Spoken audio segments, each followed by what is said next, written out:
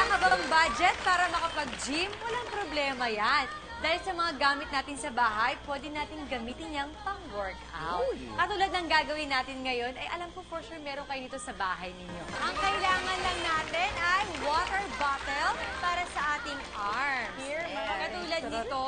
Tapos, lalagyan lang natin ng sand inside.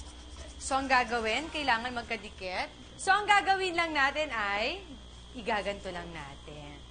So, kailangan maramdaman natin yung control sa ating mga kamay. Siyempre, kung kaya nyo na mas mabigat, mas malaking bottle ang gagamitin natin. Pero siguro sa mga nag-uumpisa sa mga mommies, parang ako, maganto lang muna. O ang next natin ay ang ating leg and back. So ang kailangan lang natin dito ay chair. Chair. Isa lang. Yan, ganyan. Tigisa tayo. Yan, tigisa tayo. Up. Chair. So ang tawag dito ay Bulgarian squats. Wow! So, ang kailangan lang, nakaganito.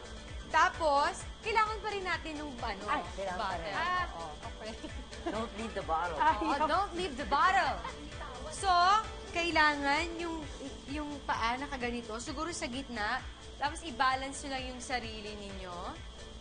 And then, mag-squat tayo para ito sa leg and back. Oh my gosh.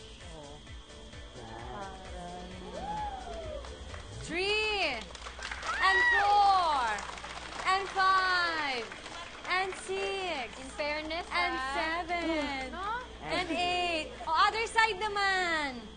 Ang hirap Ganda mag-balance. ng mga stretching. Uy, oo, i-balance natin kasi baka Oo, isa dapat lang nakabalance talaga. And then, and 1 and 2 And 3. and 4 and 5. Ayan. May inner beauty ano din to. Paano yun? Paano inner beauty? 1. Yan. And 2.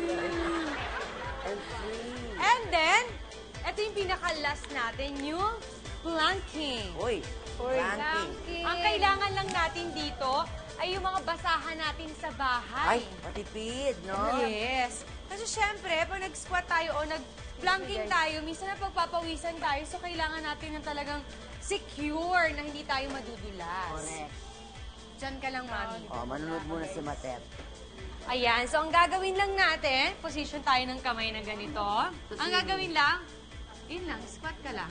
Tataas. Oo, Yan. kailangan pantay yung likod and back. Yan. Perfect ba? So, ayan lang. Ilang minutes to yan? Kailangan, kapag ginagawa natin to, nararamdaman natin na medyo merong nangyayari sa tiyan natin. So, doon, ibig sabihin, nabubuo yung abs. Parang tumitigas dapat. Tumitigas Oo, dapat. Okay. So, ready? Go! Go!